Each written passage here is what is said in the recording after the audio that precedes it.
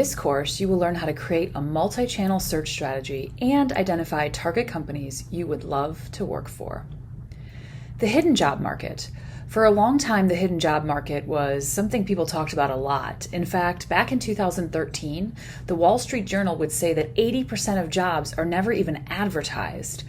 Obviously, with the prominence of technology, online, sites like Indeed, and even Monster back in the day, these stats have changed. Yet still, we are told that over 70% of employers will begin hunting for talent internally and in their immediate network. So while it's not a matter of jobs not being advertised anymore, it is certainly still a matter that your network, connections, contacts, and relationships with key decision makers will remain the best possible strategy in order to get in fast and first. So let's talk about how we balance this targeted strategy with something more traditional, because unfortunately, in today's marketplace, you cannot simply sit at home on the couch in your PJs clicking apply all day and hope that that lands you an interview. Stats tell us that only 4% of online applications will actually result in an offer. Search strategies. I mentioned just a moment ago a targeted strategy, so let's talk about these. In the traditional job search strategy, we look at any task or approach to your search as position driven. That is, the opportunities are accessed through advertised job openings. And the advantage here is that you know they're hiring.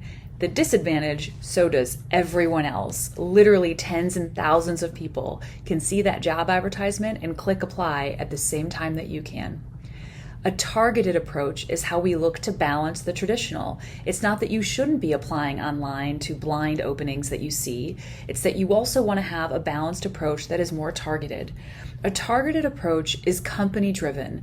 This is where we are accessing opportunities by connecting with decision makers. And the advantage here is that there are many more opportunities and openings. You're essentially making yourself a very big fish in a much smaller sea. The disadvantage, though, is that it's oftentimes outside of people's comfort zone and can fall outside of its time frame.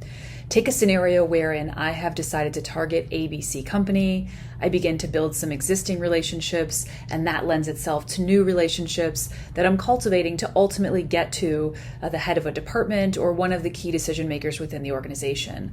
Things like that don't happen overnight. And once I get that seat at the table with a key decision maker, it's possible that they may not be interested in bringing in a new role that I would be a great fit for several months or in some case quarters.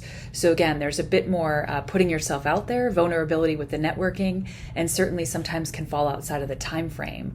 But a balance between these two approaches, between applying to positions that you're interested to online, while also creating conversations and relationships with individuals inside of companies that you have targeted as ideal workplaces for you, can be the most effective and efficient strategy. Targeting companies. How do I decide what companies to put on my target list? How many should I have? Well, in order to stay focused with your search, I would recommend selecting between 7 and 10 different organizations that you find are prime for you to step into. And the reasons for that may vary, right? It might be that it's within your industry. It may be a matter of you already have an existing connection. The company has a very strong relationship, reputation. You have a passion for that company's product or their cause. They have a reputation for having a great culture. There are growth opportunities. Maybe it's because it's around the corner and you're tired of a commute, right? Lots of reasons to target a given organization. Once you have decided what these companies are by doing a bit of research, I would suggest gathering some preliminary information. You can see some suggestions on the screen, which is to understand, okay, who is a potential name you would have inside of the organization, keeping track of any contact people that you have, whether or not you're following the company on certain social media platforms.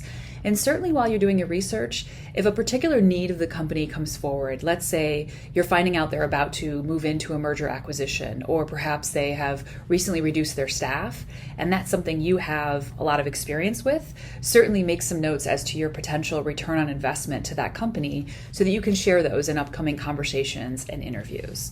So again, you may choose to target a company based on competition, a vendor of your current past employer, someone that you have access to on LinkedIn, LinkedIn or through your own personal network.